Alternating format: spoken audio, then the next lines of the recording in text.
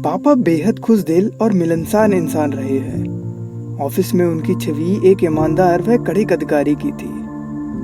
Office से देर में लौटते लेकिन माँ का भी पूरा ख्याल रखते। माँ से कहते, घर में बैठी मुटिया रही हो, तभी तो बीपी की गठिया लगा बैठी, थोड़ा बाहर निकला करो।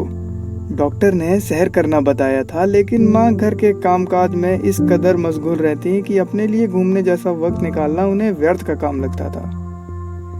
पर पापा ठहरे असूल वाले आदमी। रात का खाना इसलिए जल्दी होता कि अम्मा के साथ पापा कॉलोनी के पार्क में टहल आए। माँ पूजा पाठ बहुत करती थी और शिव भक्त थी। जब घर में कोई उपलब्धि होती उसका पूरा श्रेय भोलेनाथ जी को जाता, और जब घर में कोई दिक्कत होती तो उसी भोलेनाथ जी के मंदिर में दिया जलाया जाता। करीमगंज के भोलेनाथ बाबा हर मर्ज की दवा। पापा अक्सर माँ का मजाक उड़ाते। शहर में तमाम शिव मंदिर हैं, लेकिन इतनी दूर इसी मंदिर के भोले बाबा तुम्हारी बात सुनते हैं क्या?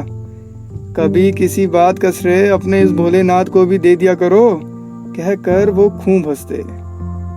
पापा आस्तिक हैं, लेकिन मूर्ति पूजा में उनका विश्वास नहीं रहा।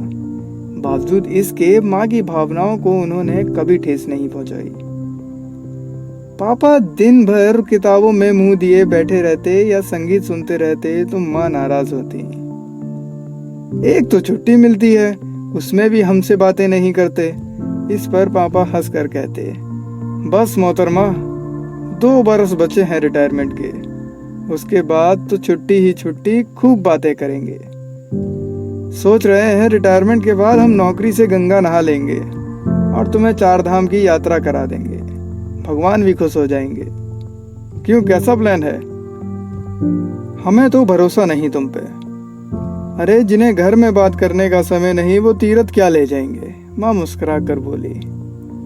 वैसे श्रीमती जी, तुम्हारे पास भी बातें करने का टाइम कहाँ है? दिन भर तो घर के काम धंधे में लगी रहती हो, पापा हंसकर कहते। और वैसे भी घर में रहती हो तो बातें होती ही कहाँ हैं तुम्हारे पास? वही चौका चूल्हा, घर गृहस्थी, नाते रिश्तेदार के यहाँ मुंडन, ब्याह शादी, ऐसी नोक-झोंक उनमें चलती रहती थी। कॉलोनी वालों के लिए पापा तिवारी जी, लंगोटिया यारों के लिए पंडित जी, ऑफिस में सर और घर में हम सबके पापा। घर हो या ऑफिस, पापा अनुशासन वाले व्यक्ति रहे हैं। तब माँ जीवित थी और भैया की शादी नहीं हुई थी। मैं भी कॉलेज में पढ़ रही थी। हम लोगों का लंच अपने कॉलेज या ऑफिस में ही होता, लेकिन डिनर हम साथ करते। जब तक घर का एक सदस्य मेज पर नहीं आ जाता, पापा दरियाफ्त करते रहते।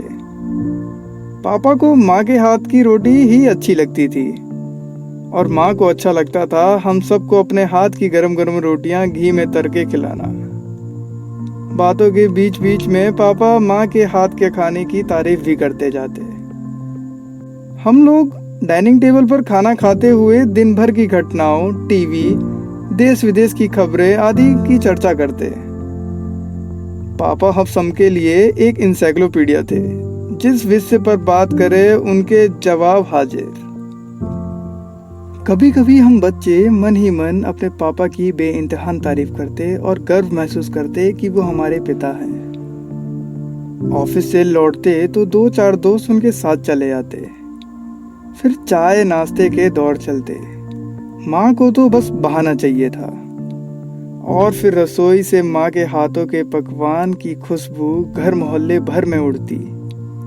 खाने का खूब लुत्फ उठाया जाता। खूब हंसी ढाके होते, दुनिया भर की बातें। कोई मित्र या परिजन बीमार होता तो सबसे पहले पापा दिखाई देते। किसी के घर खुशी तो पापा की सवारी सबसे पहले सजती। माँ थोड़ी मितभाषी और अंतर्मुखी महिला थी, लेकिन पापा के कहे को कभी नहीं टालती थी। पापा संगीत के ज्ञाता नहीं थे, लेकिन उन्हें शास्त्रीय संगीत सुनने का शौक था। वैसे ही जैसे बाकायदा लेखक नहीं थे, लेकिन पढ़े लेखकों के और उनकी किताबों के नाम उन्हें मुंह जबानी याद थे। गजब के पढ़ाकू। अखबार से लेके पत्रिका किताबें तक उनके आसपास बिखरी रहती। वीकेंड में अखबार तो वह अंत तक पढ़ते और उसकी किसी खास खबर की चर्चा वो अपने घर आए दोस्तों या फिर माँ से करते। कभी कभार हम भाई बहन भी उनकी पकड़ में आ जाते तो खबर की चर्चा हमसे भी कर लिया करते थे। उनके कमरे में साहित्य पत्रिकाओं के अलावा निरोगधाम, आयुर्वेद, बुद्ध दर्शन आदि किताबें पत्रिकाएं भी बुक शेल्फ में रखी दिखती। खाली वक्त में माँ को पढ़कर सुनाते और जो पंक्ति या अंश अच्छा लगता उसे किताब में अंडरलाइन भी करते जाते। माँ सन 2003 में नहीं रही, यानी पापा की रिटायरमेंट से ठीक 1 वर्ष पहले। रात में अच्छी भली सोई और सुबह सोकर ही नहीं उठी। माँ को अचानक हुए कार्डियक अटैक ने मानो घर की नींव ही हिलाकर रख दी। माँ के ना रहने को स्वीकार करने और संभलने में हमें बहुत वक्त लगा। सब तो अपनी नौकरी परिवार में व्यस्त हो जाएंगे, पर पापा की उम्र रिटायरमेंट के बाद खाली हो जाने की थी, जिसमें माँ को ही भरना था। लेकिन माँ हमारे और पापा के तमाम मंसूबों को खारिज कर चुकी थी। हमें सबसे ज्यादा फिक्र पापा की थी कि वह माँ के बिना कितने टूट जाएंगे, लेकिन आश्चर्यजनक रूप से पापा ने माँ की मृत्यु को बहुत ही दार्शनिक भाव से ग्रहण किया। यह निस्संदेह हमारे लिए संतुष्टि का सबब था।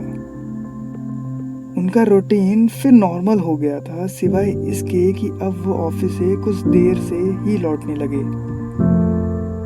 अब उन्हें वॉक पर जाना भी बंद कर दिया। बड़े भैया ने बहुत जिद की उनकी कि वो फिर से शहर के लिए जाना शुरू कर दें, बल्कि उनके मोबाइल में पेडोमीटर भी इंस्टॉल कर दिया और कहा कि पापा, आपकी उम्र के लोगों को रोज मिनिमम 4000 कदम चलना चाहिए। ये पेडोमीटर रोज आपके कदमों की गिनती करेगा।